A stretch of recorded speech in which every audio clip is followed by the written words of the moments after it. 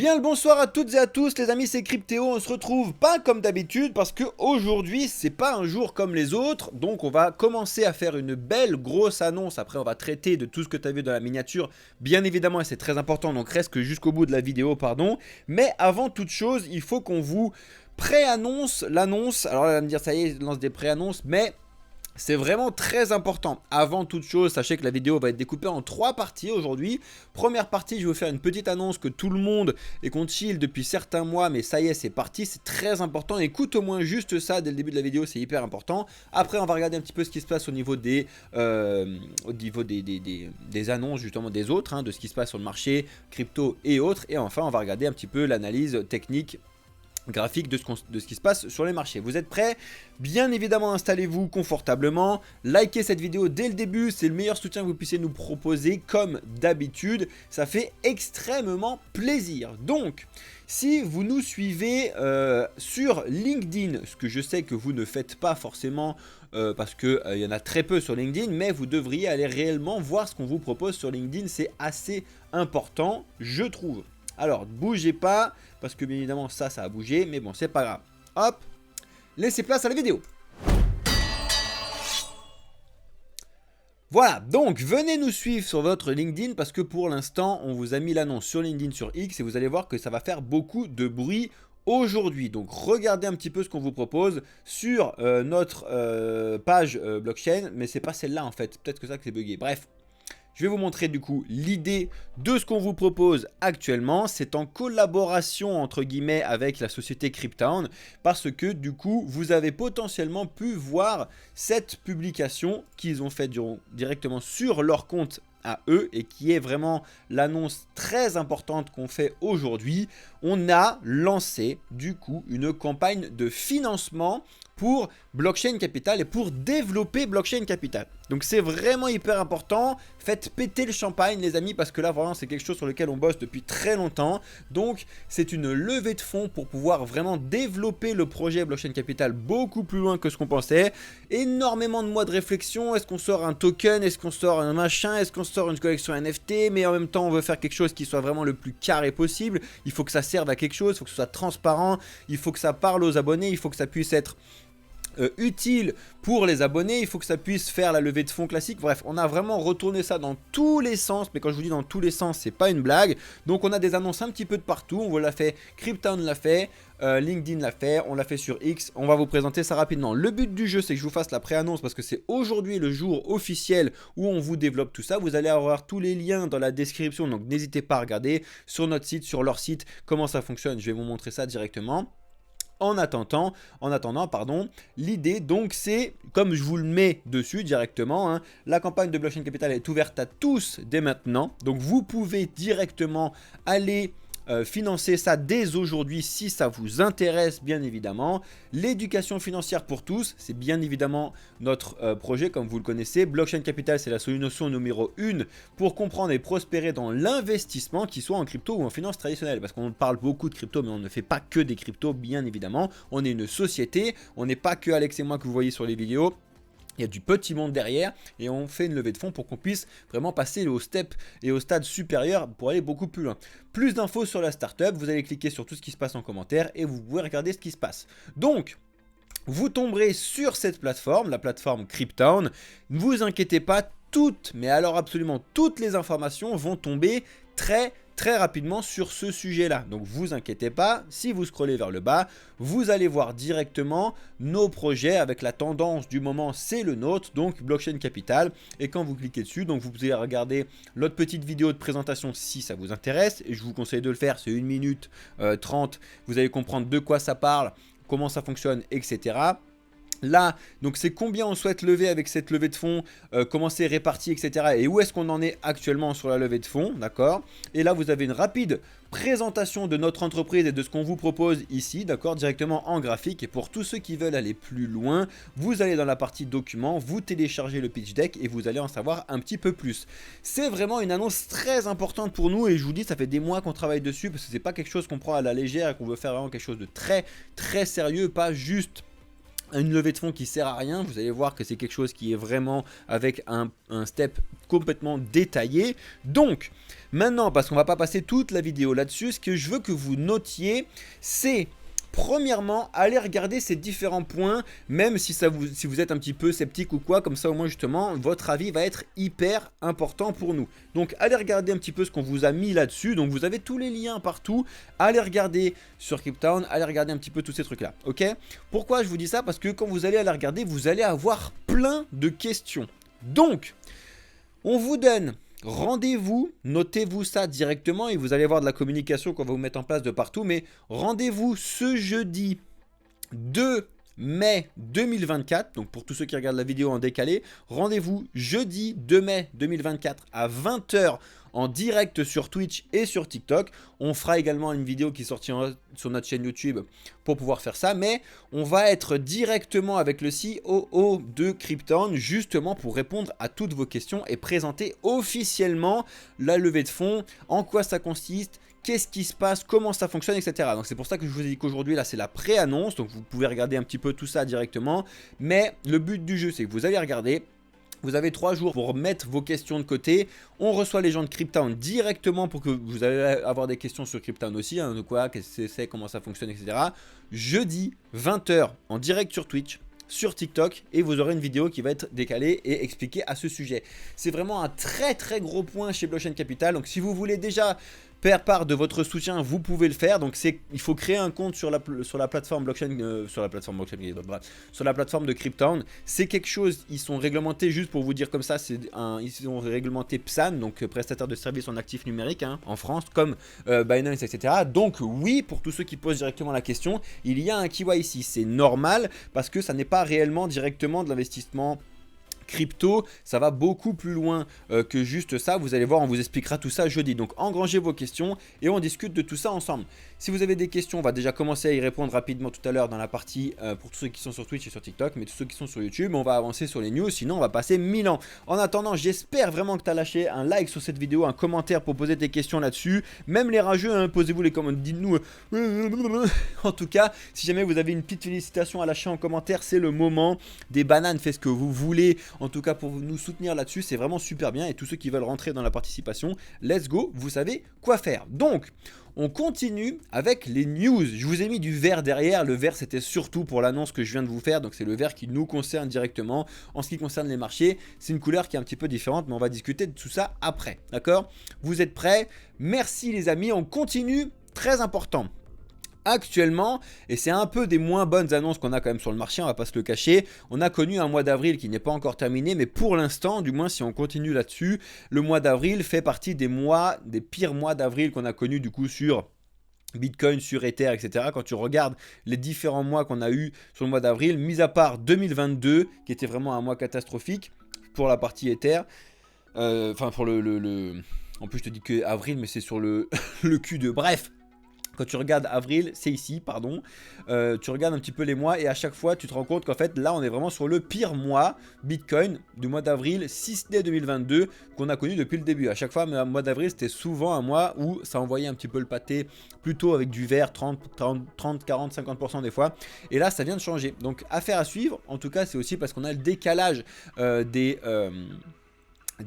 halving Bitcoin aussi, que ça change beaucoup de choses, faut pas l'oublier. Ensuite, deuxième point qu'il ne faut surtout pas négliger, mais en tout cas on a un flot d'assets crypto selon CoinShare qui est dans sa 3e semaine de sortie et qui est la semaine de sortie un peu plus grosse que les autres. Est-ce qu'on serait pas enfin sur un point de retracement ou alors tout simplement de stagflation, un petit peu de rester et de consolider sur cette partie là pour l'instant? Donc on va regarder tous ces trucs là ensemble, bien évidemment.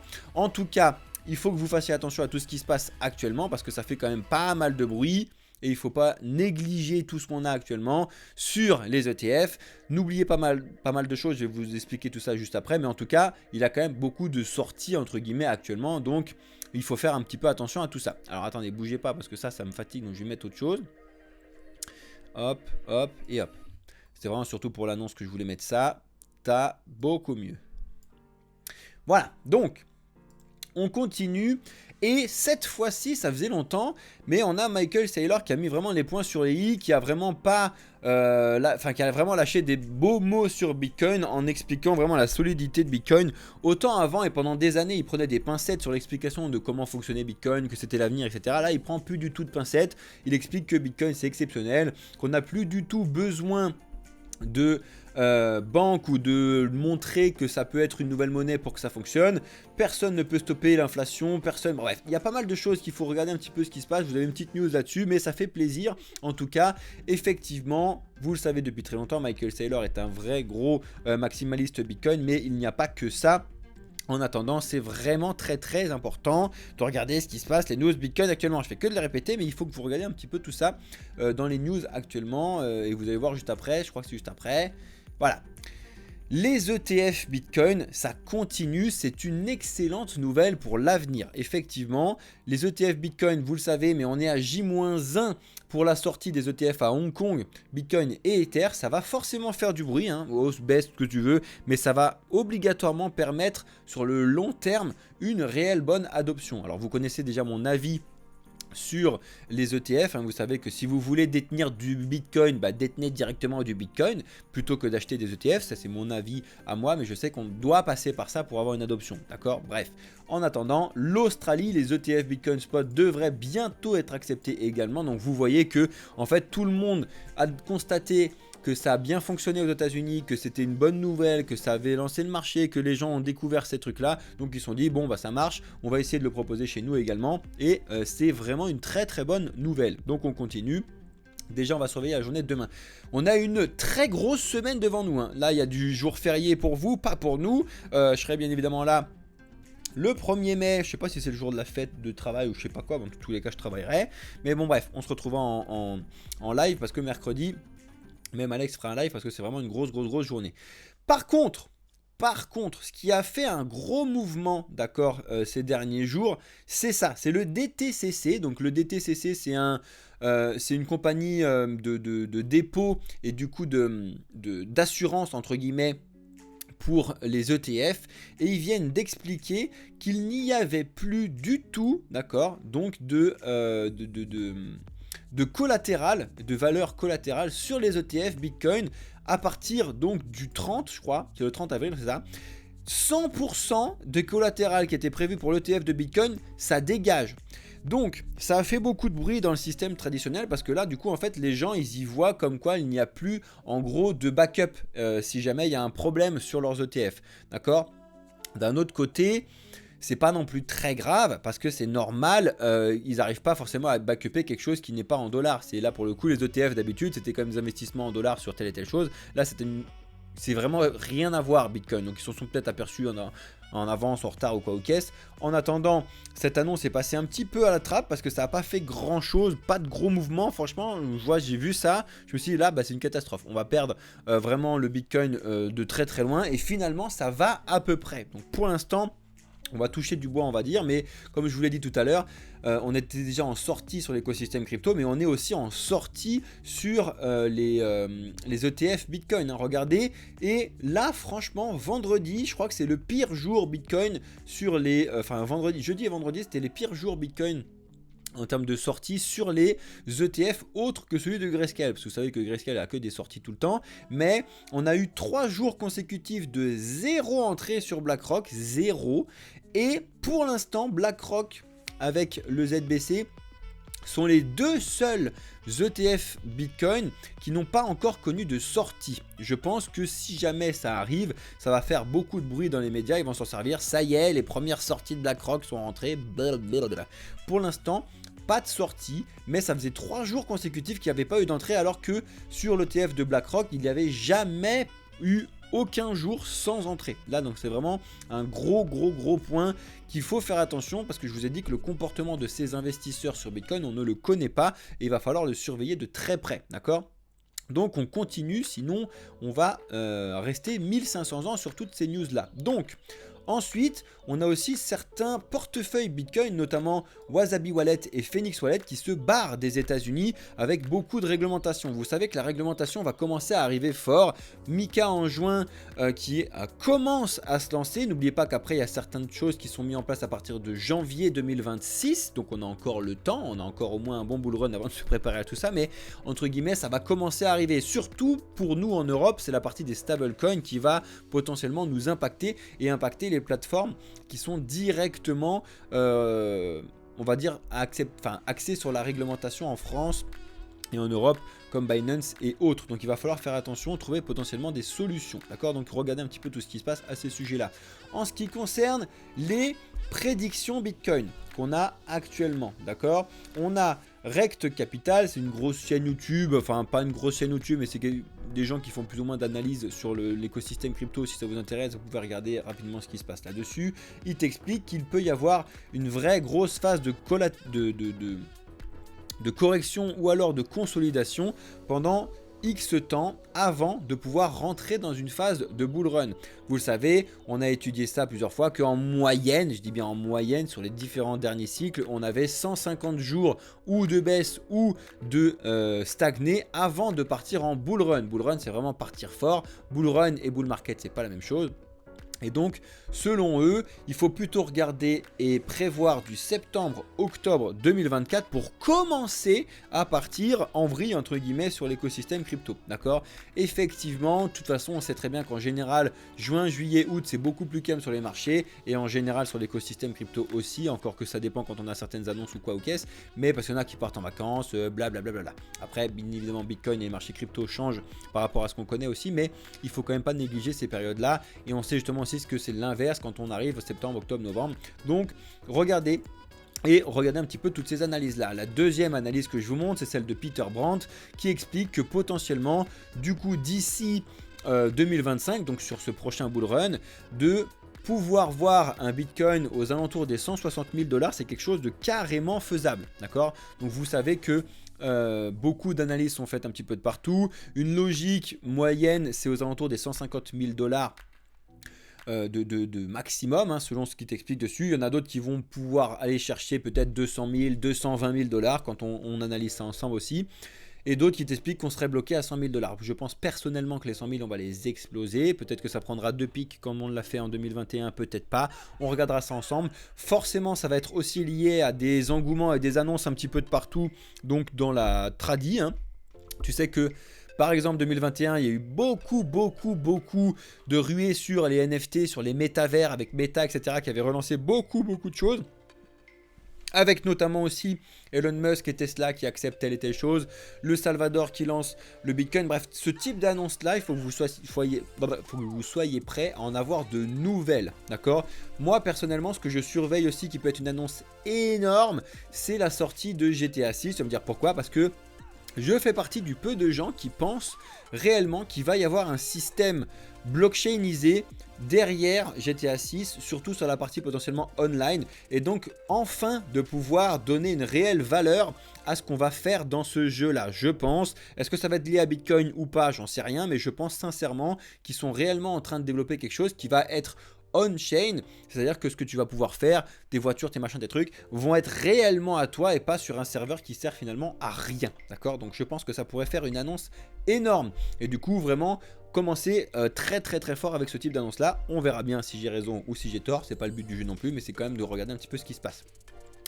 Les investissements crypto repartent à la hausse. Effectivement, le top 6 des plus grosses transactions qu'on a eu actuellement, je vous le donne directement et après vous pouvez regarder les différents projets. Les 6 gros projets qui ont vu des beaux investissements. J'espère qu'on sera le 7e avec l'annonce que je vous ai fait tout à l'heure. En attendant, non, on sera certainement pas le 7e parce qu'on ne demande pas de lever 1 million ou 2 millions d'euros. Vous allez voir qu'on est resté très raisonnable sur ce qu'on veut faire, mais en même temps ça va nous permettre de décoller carrément. Donc n'oubliez pas votre soutien, même si vous voulez lâcher juste un petit peu, ça sera un soutien exceptionnel et réel. Vous allez voir qu'on vous expliquera tout ça jeudi.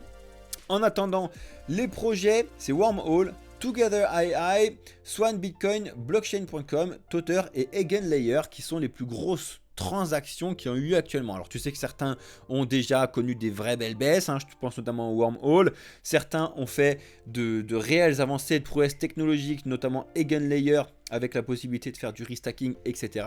En tout cas, si ça vous intéresse, vous retrouverez tous les liens sur notre Discord. N'oubliez pas, un petit peu quand vous rejoignez la famille Blockchain Capital, venez un petit peu utiliser les différentes plateformes que vous voulez, mais la base des bases, venez sur notre site internet, ça tout le monde peut le faire. Si vous voulez être un petit peu en plus en discussion avec nous, venez sur le Discord et regardez un petit peu ce qu'on vous propose de partout les amis, ce sera un réel plaisir.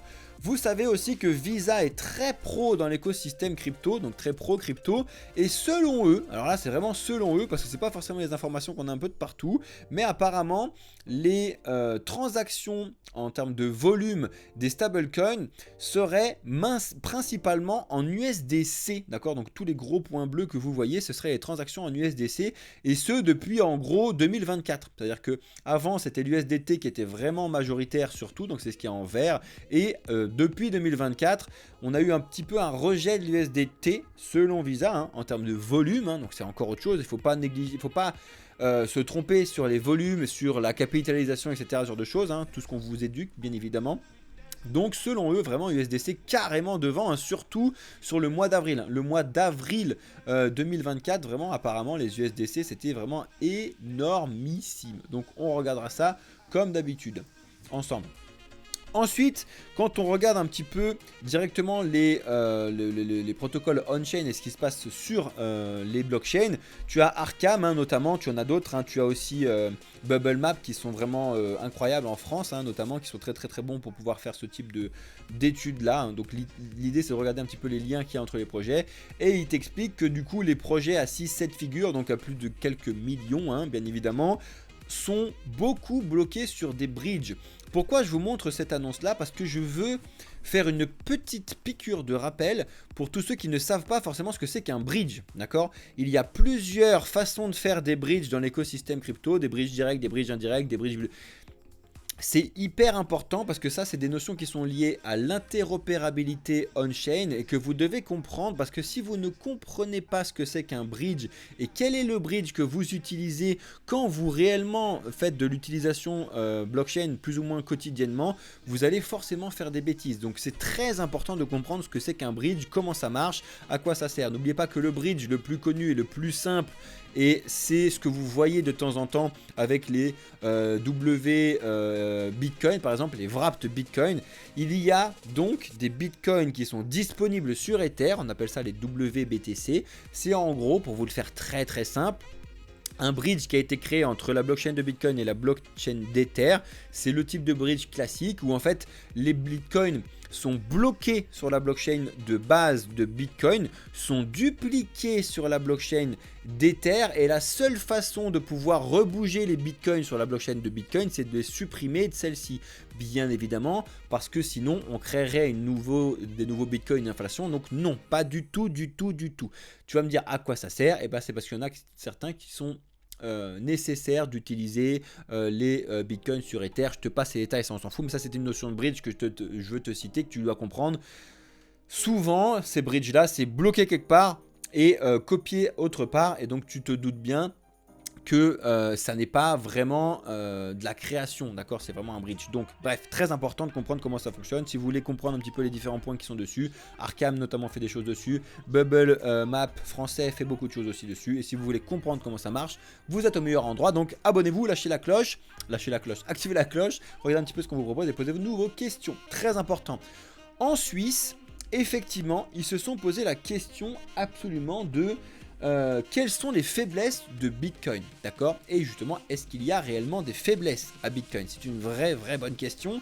En tout cas, selon eux, il faut savoir déjà une première chose, c'est que la Réserve nationale suisse, c'est ceux qui détiennent, enfin, parmi les banques qui détiennent le plus de banques, hein, le plus d'or au monde, d'accord? Je ne sais plus combien de tonnes d'or, je crois c'est 1000 ou 2000 tonnes d'or, enfin c'est un délire, qui détiennent sur cette partie-là, parce qu'ils adorent vraiment l'or, qui est très bien en termes de valeur refuge. Je ne suis jamais contre l'or, hein. Il y a certaines vidéos que vous avez potentiellement vues où je vous ai dit n'achetez pas de l'or, c'est pas directement de pas acheter de l'or, vous avez compris pourquoi ça fonctionne, bref, en tout cas ceux qui n'ont pas compris tant pis, mais je suis très pro or, c'est juste que on peut plus repasser comme on l'était avant, c'est trop tard à cause des accords de Bretton Woods qui ont tout pété. Bref, en tout cas, selon eux, et du coup le directeur, donc Thomas Jordan, nous n'avons pas encore décidé si nous voulons investir dans Bitcoin, en fait, pour de bonnes raisons. Les réserves de change sont des paiements internationaux, d'accord, c'est ce qui t'explique. Elles doivent être donc liquides, elles doivent être durables et nous devons être capables de les vendre et de les acheter. Donc en fait, il t'explique en gros tout simplement que le problème de Bitcoin, et c'est vrai, hein, c'est réel, l'une des faiblesses de Bitcoin, si ce n'est la seule faiblesse de Bitcoin, c'est sa scalabilité. Là, les gens ils vont dire, qu'est-ce que c'est que la scalabilité? Et vous aurez raison, parce que c'est pas un mot que vous entendez tous les jours. Un token, une notion qui est scalable, c'est quelque chose qui peut s'échanger très rapidement sans pouvoir mettre du temps. En gros, une banque c'est très peu scalable, c'est éclaté au sol, hein, les virements ça prend 1000 ans. Si jamais tu fais ça un dimanche, un jour férié, il n'y a plus personne, donc la scalabilité ça dégage. La scalabilité, tu en entends parler aussi sur l'utilisation d'un site internet. Par exemple, si vous êtes un site internet qui doit payer un serveur pour pouvoir avoir le nombre de personnes qui sont connectées dessus, tu vois, admettons il a prévu 10 000 personnes, s'ils sont 100 000, le site il pète, donc ça on dit qu'il n'est pas scalable, etc. etc., etc. D'accord, donc en gros la scalabilité c'est la rapidité d'exécution des transactions sur une blockchain. Quand nous on l'a dessus. Donc vous savez que ça fait partie du trilemme de la blockchain, donc les 3 problèmes de la blockchain, à savoir la sécurité, la scalabilité et j'ai perdu le dernier parce que je deviens fou. Là la décentralisation, très important. Et du coup, sécurité, Bitcoin, il n'y a pas mieux. Décentralisation grâce au minage, il n'y a clairement pas mieux. Et du coup, c'est la scalabilité qui est le problème parce qu'on a montré et prouvé que c'est pas possible pour un projet seul et unique de pouvoir répondre à ce trilemme de la blockchain. C'est pour ça qu'il y a eu les Layer 2 qui sont faits sur Ether et c'est pour ça qu'il y a certains Layer 2 et certaines propositions qui se font sur Bitcoin actuellement. Donc, potentiellement, la réponse à la faiblesse de Bitcoin sur la scalabilité actuellement, c'est justement l'étude qui sont en train d'être faites sur Bitcoin, d'apporter des nouvelles couches, donc des layers 2 sur Bitcoin, faire du développement là-dessus. Il y a beaucoup de choses qui arrivent en 2024, c'est pour ça que vraiment 2024 c'est une année clé de gros changements un peu de partout, hein. Ether, Bitcoin, beaucoup de projets, les élections, les machins, bref. Ça va être une année très sportive et c'est pour ça qu'on voulait vous présenter nous cette annonce maintenant et qu'on le fait maintenant et on l'a pas fait avant et on le fait pas après surtout parce que c'est vraiment important pour nous de commencer à travailler maintenant. Donc c'est pour ça qu'on a mis en place cette levée de fonds aujourd'hui, des amis, d'accord? Donc c'est important, tout ça, ça a bien évidemment été réfléchi pendant des mois, etc. Donc on compte encore une fois sur vous. Bien évidemment, donc faiblesse de Bitcoin, on la connaît toutes et tous, c'est la scalabilité, pour ceux qui ne le savaient pas, mais c'est très important de le savoir. Selon Forbes, il y a 20 blockchains qui seraient des zombies. Alors quand ils disent zombies, c'est que en gros, ça ne fonctionne pas selon eux, c'est-à-dire qu'il y a un rapport travail-revenu qui ne fonctionne pas selon eux. Et quelles sont donc ces 20 blockchains? Vous pouvez aller les creuser si ça vous intéresse. Normalement, vous êtes censé absolument toutes les connaître, bien évidemment. Je vous les donne toutes et après vous pouvez les étudier. Et surtout, si vous avez investi dessus ou si ça vous intéresse, de regarder un petit peu ce qui se passe dessus. Je pense que c'est vraiment très important.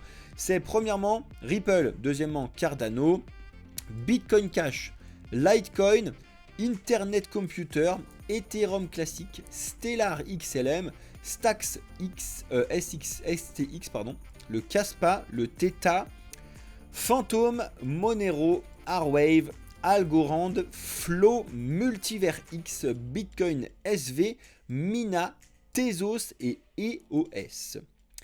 Vous l'aurez aussi remarqué, c'est quand même en général, sauf certaines, des cryptos, des projets qui sont quand même assez anciens, qui tiennent aussi quand même énormément le coup, hein, d'accord, mais c'est quand même des projets assez anciens, sauf certains comme le Kaspa, sauf Multiverix qui c'est quand même relativement récent vu qu'ils ont quand même changé pas mal de choses dessus, et je t'en passe d'autres, d'accord. En tout cas, regardez ces différents projets, pourquoi ils ont pensé ça. Dites-vous si vous aussi vous pensez que c'est réellement des zombies, qu'il n'y a plus rien à faire, qu'il n'y a plus grand chose qui se passe dessus, qu'ils ont été dépassés, etc. Vous savez que je vous en parle beaucoup de certains, notamment le Litecoin.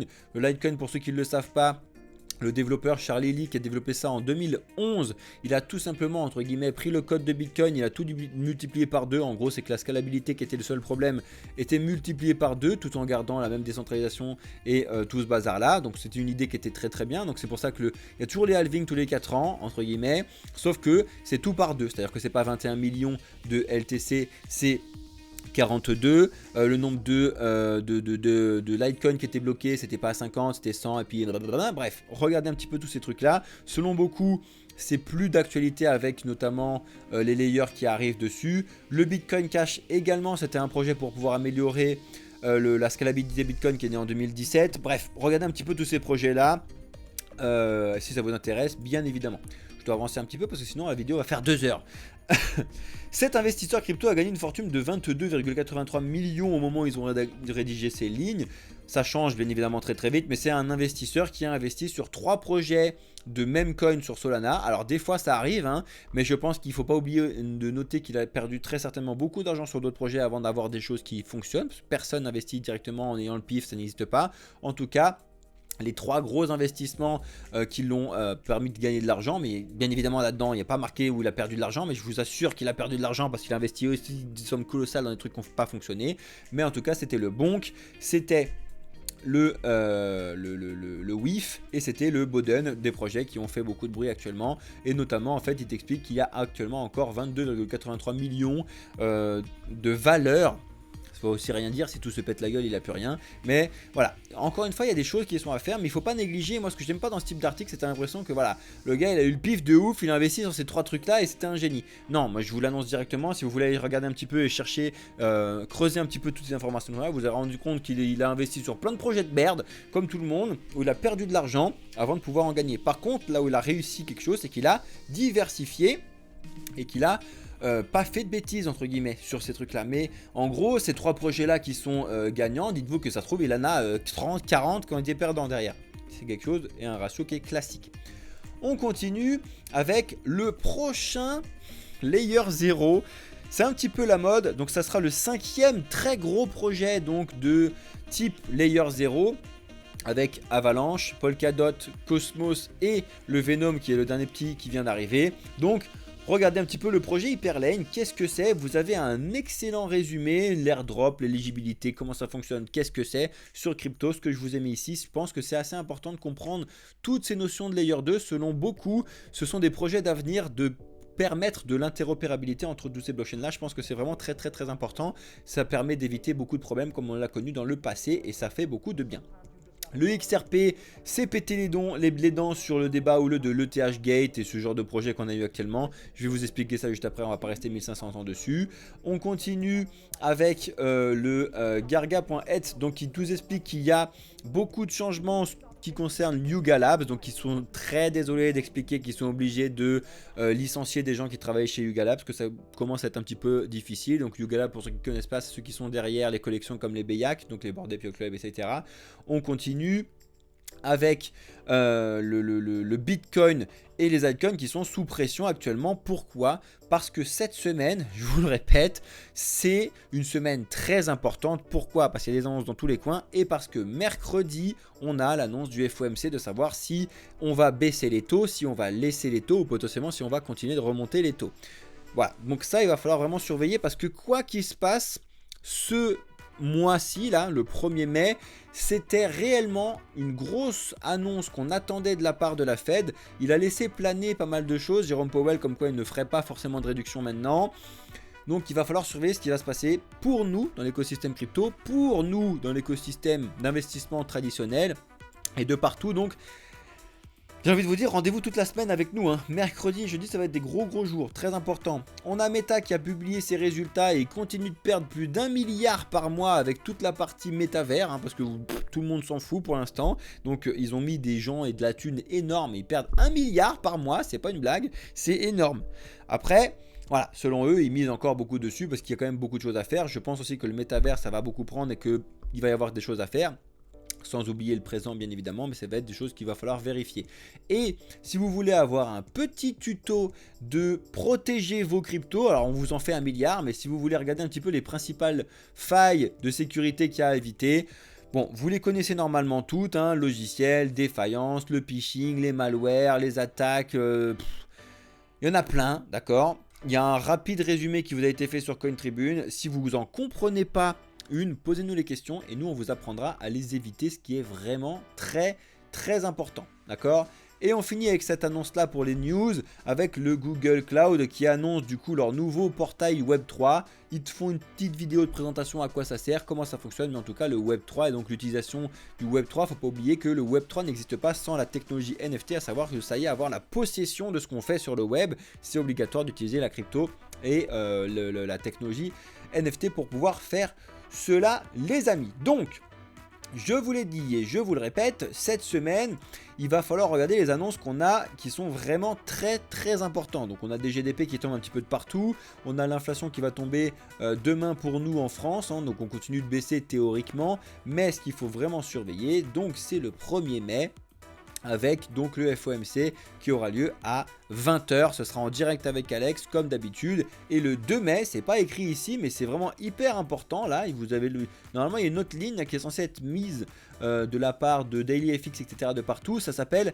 Annonce Blockchain Capital, levée de fonds, présentation de la levée de fonds. Donc, ce sera bien évidemment le jeudi 2 mai à 20 h. Très important. N'oubliez pas, venez, vous allez voir, ça va être très important.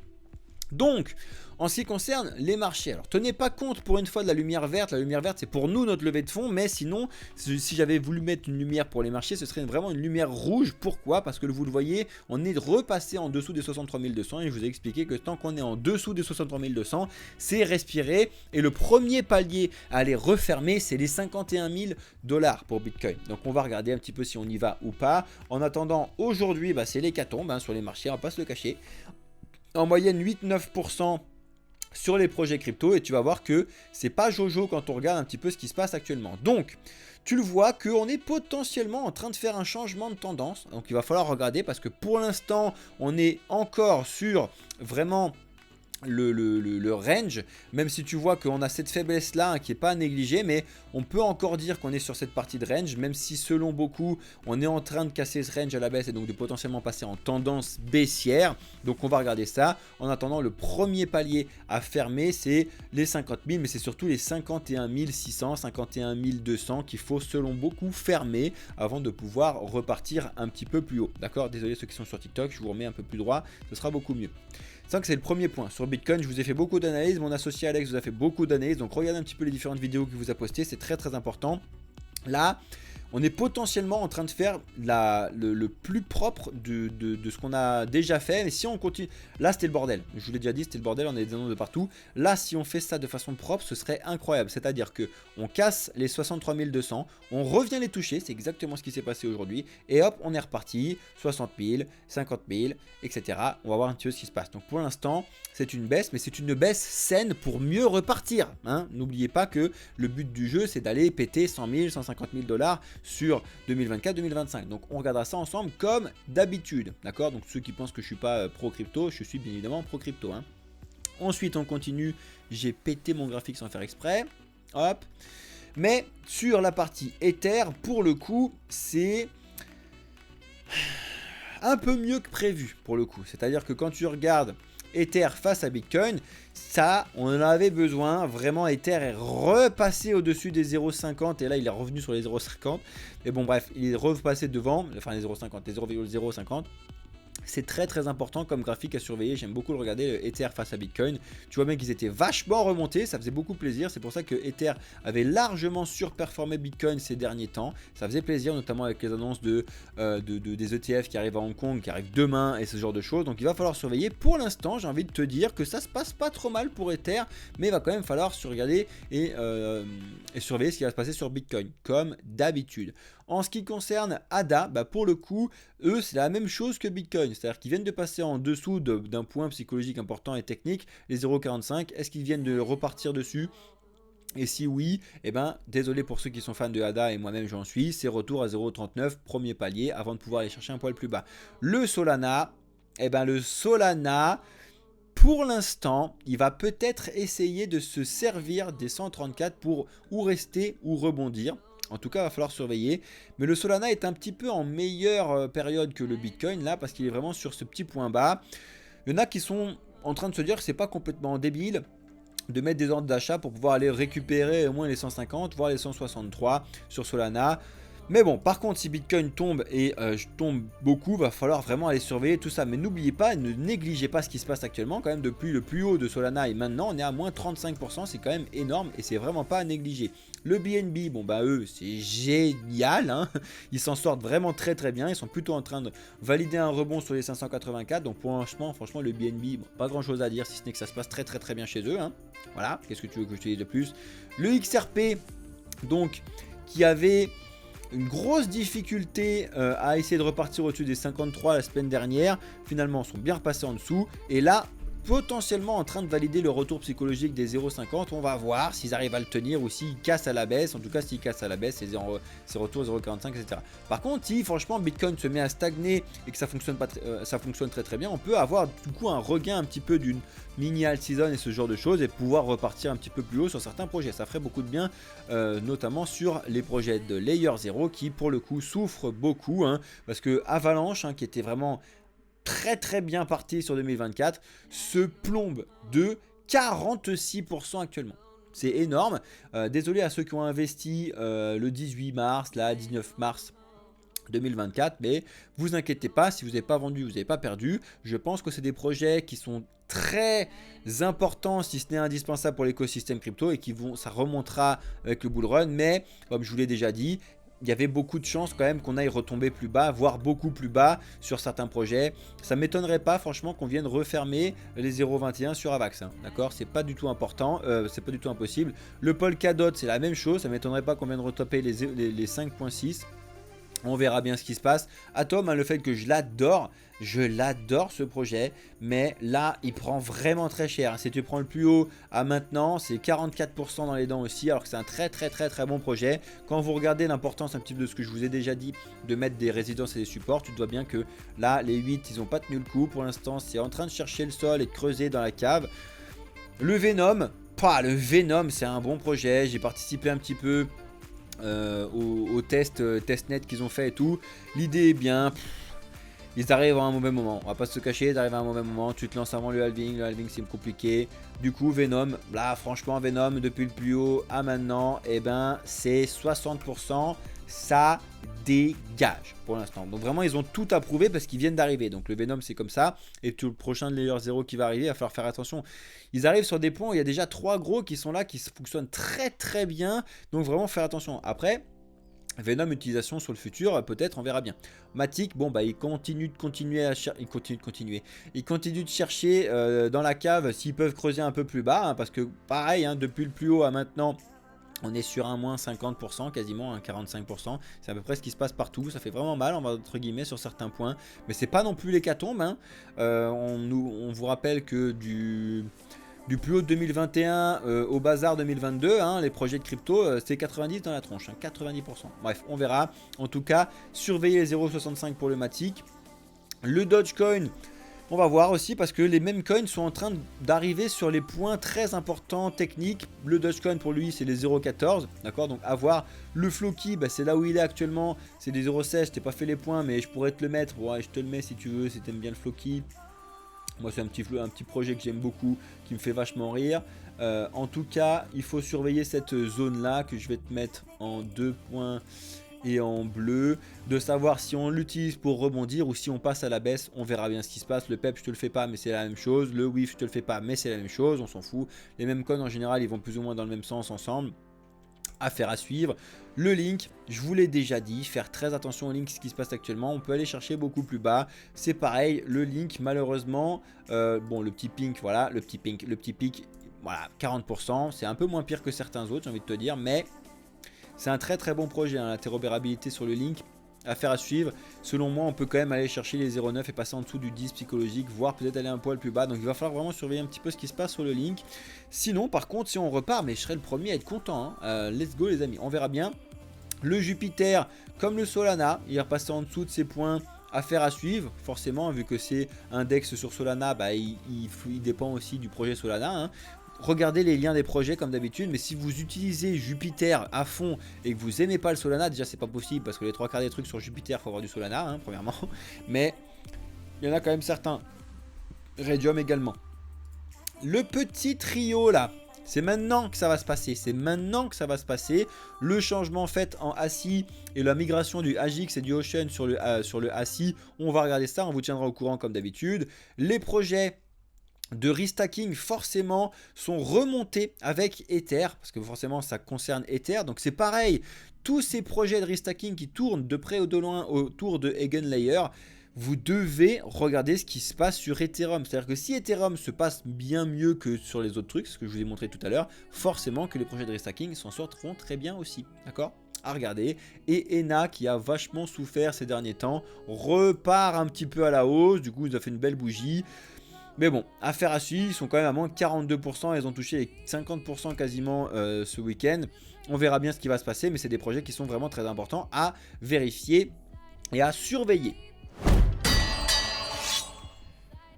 Let's go les amis, j'espère que toutes les annonces, et désolé pour ceux qui ont la vidéo en entier, mais ça fait super plaisir à tous ceux qui regardent en entier, surtout cette vidéo là, j'espère qu'elle va faire un peu de bruit.